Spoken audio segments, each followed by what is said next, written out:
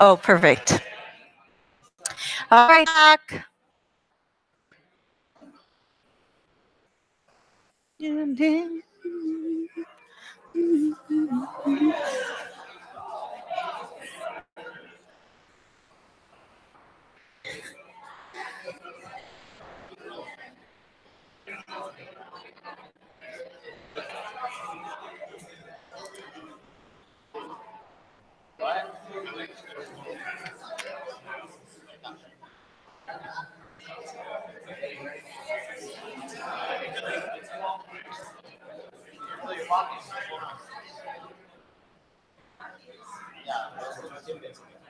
All right.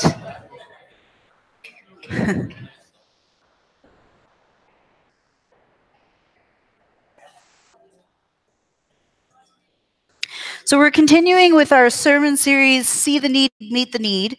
And we're continuing in Nehemiah. And today we're going to talk about adversity and what adversity looks like. Normally when I'm preaching, my notes are maybe a page or two. Today they're 5 pages. I'm just forewarning you.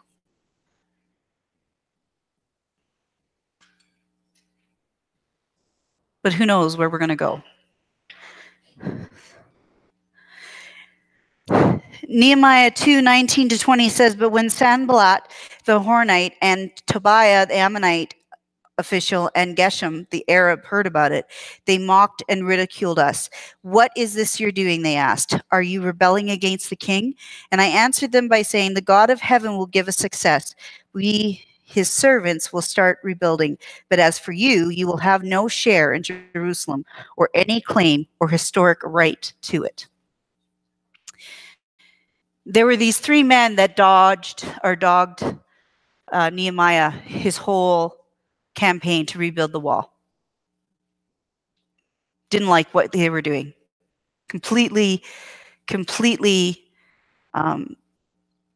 decided that what Nehemiah was doing was dumb and didn't want it to happen. In fact, disliked it so much that they rallied the enemies of Israel and to attack Jerusalem, to tear down the walls that were being rebuilt, to reburn the gates. They didn't want Jerusalem to stand again. Didn't want it to be a beacon of hope. And they attacked and attacked and attacked. And anytime something good would happen, these 3 men would show up like a bad penny. We don't have those anymore. But those of us who know what they are, a bad penny, would show up. And so the question that I would ask before we get into all of this is, what are some of the things that distract you? What are some things that are distractions? This is your chance to talk. Oh, there was a lot going on there. Hang on. So, David, hunger distracts you. Yeah, well, you're going to have to deal with that because it's not lunchtime yet. What else? Temptations. What else? Cellular devices. iPads. Phones. Pokemon Go. I ain't even looking over in this direction. I'm just saying. Social media. What else? Games. What other things can be distractions? Life?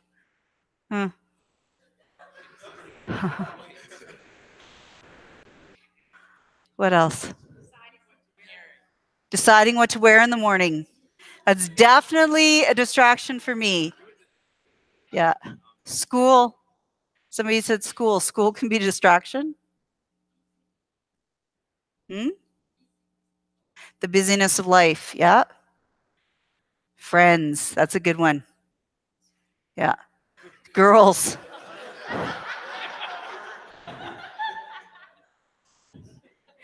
And boys. Yeah. Yeah. Yes. There are lots of things in lives that can become distractions. There are lots of things that can derail us from the path that we have set before us. So if you are not that anyone here struggles with this so much, but if you are somebody who struggles with weight issues, I just went to see my doctor, had a physical, and again, they tell me that I'm fat. I love it because I don't own a mirror. I never look in a mirror, so I have no idea what I look like, right? So I just love every time I go to a doctor, they're like, you know, if you lost a few pounds, a few, a whole person could come off me and I'd still be pretty good. And so, you know what I find distracting when I'm trying to really behave and not eat? Yeah. Cake. I love me some cake, right? And don't watch TV, because when you watch TV, what do you see? Burger King. McDonald's, right? The keg. Right?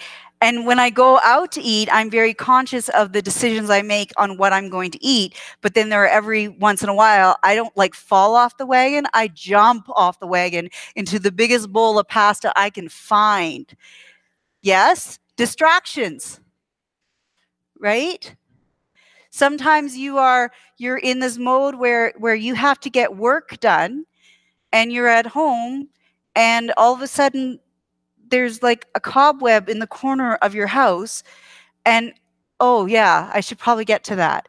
And then you start looking and oh, that floor probably needs to be adjusted and oh, that bookcase is off kilter and I should really make the bed and oh, my bedding's awful. I really should buy new bedding. Oh, okay, I'm just going to run to Winners. And oh wait, they didn't have what I wanted at Winners, so I better go to HomeSense. And oh well, you know, maybe Marshall's on the way. And then you know, I'm kind of hungry.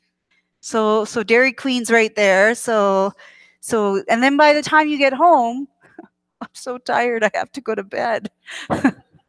Right? Distractions happen. We allow things to get in our pathway. We allow things to suddenly take priority over the things that really should be priority. And what happens is distractions, because it can then sometimes become adversity. And so we have in this situation that Nehemiah is doing what he's been called to do. He saw this vision. He saw this need. God placed in him a desire to accomplish something great. God gave him the favor to get what he needed. He went to Jerusalem to take care of the wall. When he was in Jerusalem, he found that the people of Jerusalem were not being treated well. So he took care of that, continuing to build the wall. And all of a sudden now there's distraction after distraction after distraction that's coming upon him. Adversity is everywhere. It is the character of a brave and resolute man not to be ruffled by adversity and not to desert his post. Adversity is not always a sign that you are going the wrong way. Sometimes we think that when something is in our way and we're being pushed or we're being pulled, that somehow that's an adversity, right? It's not. Sometimes adversity is actually what God is using to tell you, hey, you're on track. Isn't that lovely? Oh, I hate when God does it. But adversity will come and you will be sitting there going, what just happened? Because it's not always an indication that you're going a wrong way. Now listen, there's adversity when you are going the wrong way. But I find that when God shuts a door, he shuts it pretty good. It's pretty clear when he's shutting doors. Adversity is where leadership is solidified. If a leader is formed in vision and passion and ability to execute, then leadership is solidified in adversity. Because I would go so far to say is that you're not a leader until you've encountered adversity. Because it's easy to take a walk in a park. It's harder to take a walk through the river. It's harder to walk through the flames.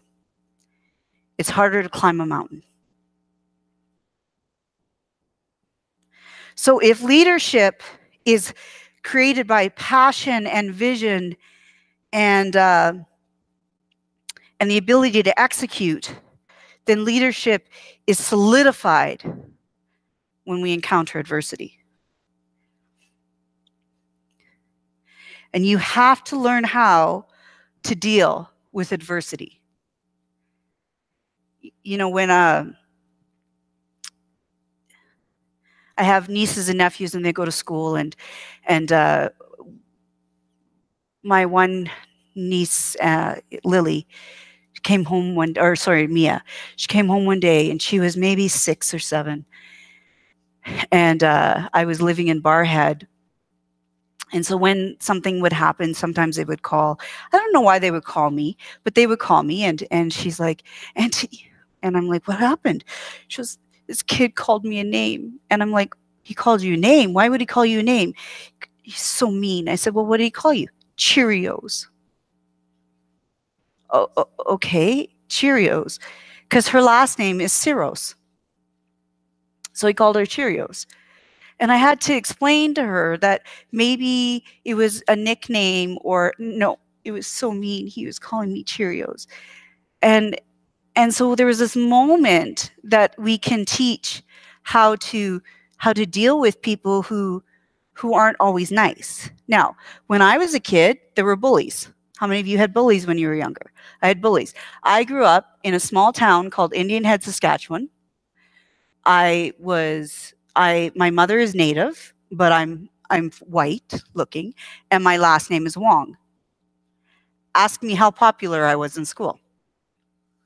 And actually, I didn't have issues so much in school, but there was this one kid, and his name was Colin Maggle. And Colin Maggle came from a very poor family, and he wasn't always the cleanest, and he didn't always have the most to eat. And he used to call me Wong Wong Wingadong. And one day I lost it. Now, I was a small child.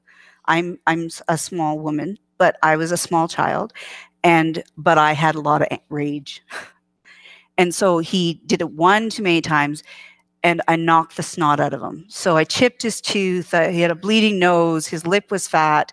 I mean, I just pummeled this poor kid, and he was bigger than I was. And he went to the teacher, and the teacher's like, "What happened?" And he's like, "Kathy Wong beat me up." And she's like, "Little Kathy Wong did this. Tell me something else." So there was advantages to being tiny. But he was smart. He waited. And so in my small town, we played. Our phys ed teacher was actually from England, so we had soccer. We played soccer. And he waited until we were playing soccer, and then he lined me up, and he kicked a ball so hard at my face that it pinched the nerve that still is pinched in my face. Had I learned that using my fists was not a way to deal with bullies, I might be able to smile naturally. And now you're all looking at me like, which side is it? It's this side. It doesn't curve up as much. So, but for the longest time, I looked like this. Like I looked like I had a stroke, but it didn't droop. It was just straight across. So, so at the end of the day, both of us were damaged. You need to learn how to deal with adversity, because there are bullies everywhere. There aren't just bullies in school. There aren't just bullies in clubs. They're not bullies where there are bullies everywhere. And sometimes they are people that are unexpected. And adversity is something that we need in life, believe it or not. And so Nehemiah was not necessarily shaken by the dislike of these three. I always say you need adversity, because just like a flower needs manure, people need adversity to grow. It doesn't always smell good, but it'll make you stronger, that's for sure. So adversity is not something to be afraid of. One of the true tests of leadership is the ability to recognize a problem before it becomes an emergency. In Nehemiah chapter 4:12, then the Jews who lived near them came and told us 10 times over, wherever you turn, they will attack us. The people were afraid. So they started to set out these rumors that we're coming for you, we're coming for you. And the people were listening, and the people who were working on the wall felt unprotected because they were unprotected. And they were getting anxious, so anxious, in fact, that they came and told them 10 times. Now, how many of you hear this in your house? Mom, mom, mom, mom, mom, mom, mom, mom, right? Right? Or dad, dad. Usually not dads, because dads don't usually get it, because usually dad's like, boom, done. Right? But moms are much more patient. Actually, moms have that ability to tune you out. Right? But you hear that, mom, mom, mom. And so it was like that. Nehemiah, they're coming. Nehemiah, they're coming. Nehemiah, they're coming. Nehemiah, they're coming. And Nehemiah's like, hang on. Just hold your horses. Calm down. So Nehemiah had a plan. So the vision and passion were threatened to stall the progress because these people were coming and they were spreading these lies, and they were spreading truth as well, because they were preparing an army. They were preparing to mount an invasion. So Nehemiah had a plan. In Nehemiah 4:13, it says, therefore I stationed some of the people behind the lowest points of the wall at the exposed places, posting them by families with their swords, spears, and bows. And after I looked things over, I stood up and said to the nobles, the officials, and the rest of the people, don't be afraid of them. Remember, the Lord who is great and awesome and fights for your family, your sons and your daughters, your wives and your homes. And when our enemies heard that we were aware of their plot and that God had frustrated it, we all returned to the wall, each to our own work. So what does Nehemiah do? He does the same thing he's been doing over and over and over again. Nehemiah's a little bit of a one-trick pony. He knows one thing and one thing alone: give God the glory. He doesn't ever think that he's in a position because of something he's done. He always knows that his help comes from God. There's no arrogance in Nehemiah. He knows that he has favor. He knows that he has success because of who God is. He also knows that if he asks God for the help, that God is going to show up. I was at a youth conference, not a youth conference, but a youth pastors meeting. David was with me for a little while. It was a luncheon, and they had a professor from Ambrose, Mark. Oh, his name just flew. Mm-hmm. Yes, Mark Buchanan. And he was sharing that day about the Sabbath, but he was also sharing about the 10 Commandments a little bit. And he made this thing about when the 10 Commandments say, do not use my name in vain, it is not that God is saying, don't swear using my name. What he's saying is, don't call my name unless you expect me to show up. Don't call me unless you expect me to come. Nehemiah doesn't use God's name in vain. He calls, he knows, and there's a change. Because he understands that if he can deal with a situation before it becomes an emergency, that's good leadership.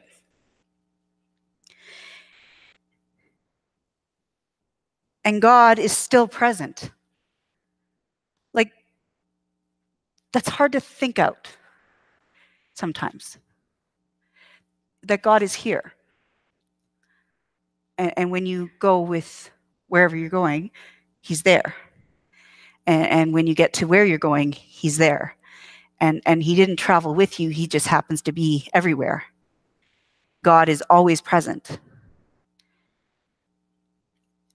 I have a nephew that is spreading his wings.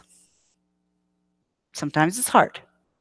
As somebody who loves somebody, sometimes when people do things that you may not necessarily agree with, or you recognize the dangers or the pitfalls of things, it's hard to watch. But I always say to him when he sees me, make good choices.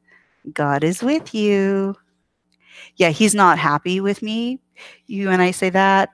Usually he glares at me. It used to be anti. You can anti me all you want. I'm still going to say it. Right? And, but it's true. Sometimes we walk like we think God isn't with us. He's with you. He sees it. He knows it. He feels it. Just as Hezekiah turned his face to the wall and cried because he was going to die, and God stops Isaiah and says, hey, listen, go back and tell him I'm going to give him 15 more years. Because why? I saw the tears and I heard the prayer. Because God is present. And that is not a fact that Nehemiah ever forgets. In leadership, we need to remember that we do not rely on ourselves or our own thinking. We actually rely on God. And when God is there, and when we acknowledge him, when we give him the glory, then we will always succeed. Sometimes not the way we think we should, but there's success. Adversity is a way to truly know what a leader is made of. Leadership and learning are indispensable to each other. John Fitzgerald Kennedy, or JFK. Nehemiah 16. From that day on, half of my men did work, while the other half were equipped with spears, shields, bows, and armor.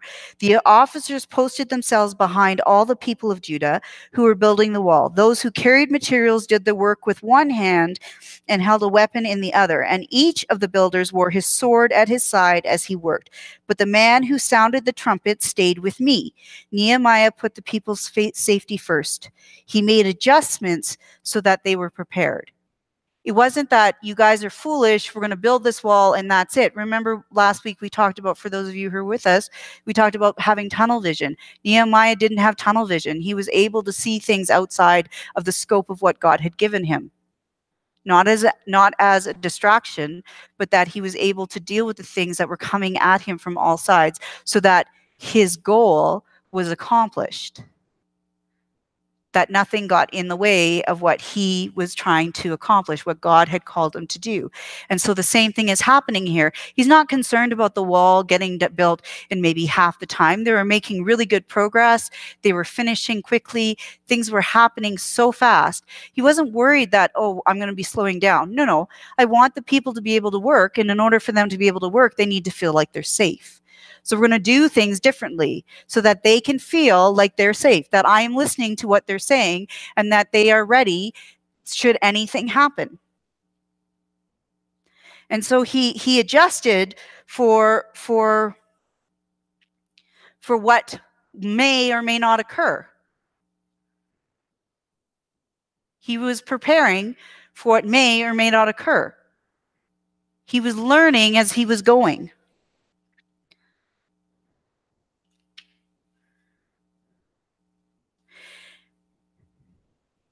A great leader puts their followers before themselves.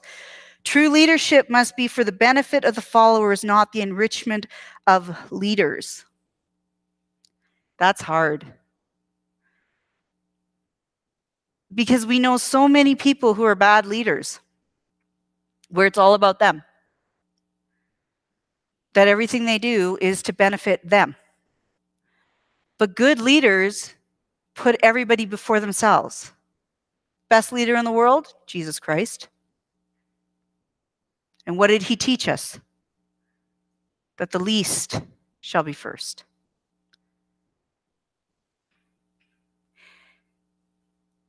During one of the Last Suppers, well, the Last Supper, the men had come in and there was no servant there to wash their feet. That was a very common occurrence back in those times because people would walk with open shoes. So their feet were always dirty.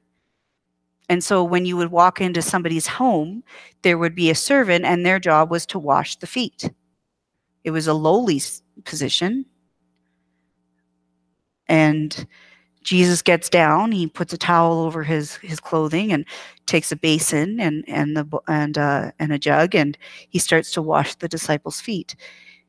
And Peter in particular is like, you need to stop this. Like, you can't do this. Like, you are Jesus Christ. You cannot wash my feet. And Jesus like, unless I wash your feet, you will have nothing of what I have, of what I am. And then Peter, of course, who is Peter, says, well, then wash all of me. It's not bath time, it's just foot washing time. Nehemiah understood that great leaders are not about themselves, that great leaders are about the people they lead. So in Nehemiah 5, in the last verses, it talks about the fact that although there were such privileges for those in power, like, moreover, from the 20th year, King Artaxerxes, when I was appointed to be their governor in the land of Judah until his 32nd year, 12 years, neither I nor my brothers ate the food allotted to the governor. But the earlier governors, those preceding me, placed a heavy burden on the people and took 40 shekels of silver, then in addition to food and wine. And their assistants also lorded it over the people. But out of reverence for God, I did not act like that. Instead, I devoted myself to the work on this wall, and all my men were assembled there for work. We did not acquire any land. Furthermore, 150 Jews and officials ate at my table, as well as those who came to us from surrounding nations. Each day, 1 ox, 6 choice sheep, and some poultry were prepared for me. And every 10 days, an abundant supply of wines of all kinds. And in spite of all this, I never demanded the food allotted to the governor, because the demands were heavy on these people. Remember me with favor, my God, for all I have done for these people. When a governor came to a place, when a new leadership came, there's a tax placed on the people. And basically it said, you got to give them your food. So the best of what you have, whatever you've been farming, whatever you've been hoarding, whatever you've been keeping, you have to give. Because the governor needs to eat. You're starving? Too bad. And in addition to the food that I'm taking, you got to give me money. So leadership back then, not unlike some leadership today, is about taking what it can from the people and giving to those that don't really need it. And Nehemiah made a point of saying that even though this is what was offered to me, that even though I was in a position where I could do this, I refused to do that because it placed too great of a burden on the people. That's good leadership. And when he did eat, when he did have these meals, it wasn't him that ate it. It was 150 other people. And he didn't ask for anything more.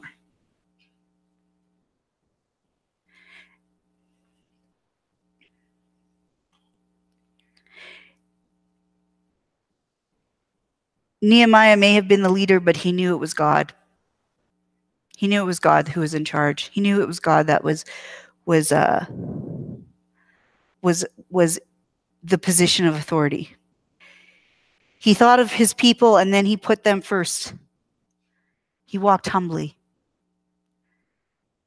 He made a point of walking humbly.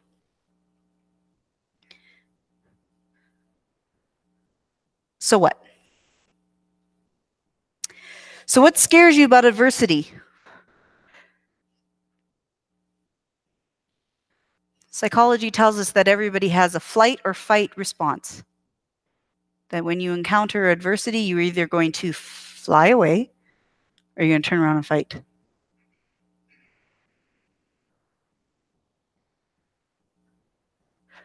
What do you think you can learn in adversity? Some of you face adversity and you're not learning.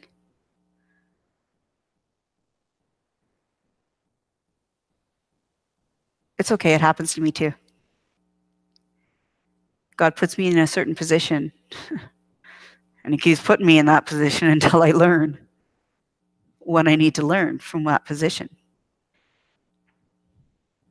When I was younger, when I became a Christian, my prayer was always like, oh God, keep me from evil. Help me to be safe. Don't allow anything bad to happen to me. And now as a mature Christian, we're going to call it mature and not old. As a mature Christian, God, give me the grace to deal with whatever I deal with today. Help me to walk through whatever it is that you put in my path, and help me to be merciful and just. It's a big difference. What adversity is God using to make you more? What is he using to make you more? I was talking to somebody this week. We were talking about Gideon. I love Gideon.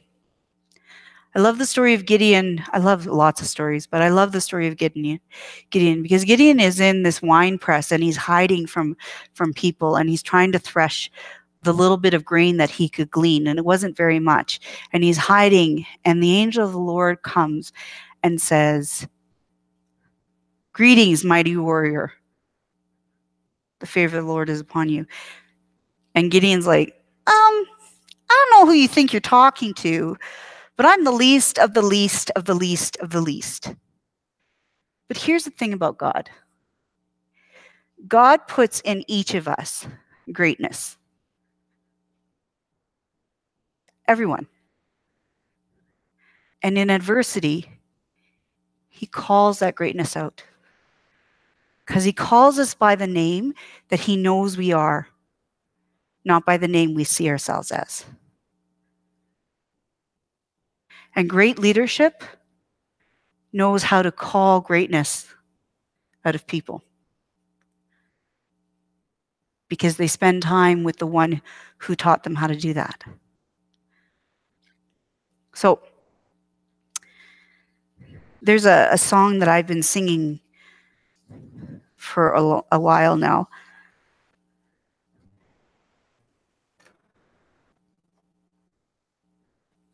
And we're going to just kind of take a minute just to worship with it.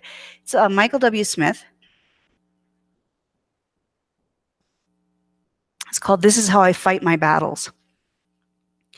And what I like about this song is that it's super easy and it's super repetitive, but it makes a point. The words are, "This is how I fight my battles. It may seem like I'm surrounded, but I'm surrounded by you." Some of us are fighting battles. Some of us are going through situations that are difficult, and we want to question God. Some of us may be losing hope and losing faith. Some of us are barely hanging on. Some of us are in good places. Some of us are in a place where our faith is strong.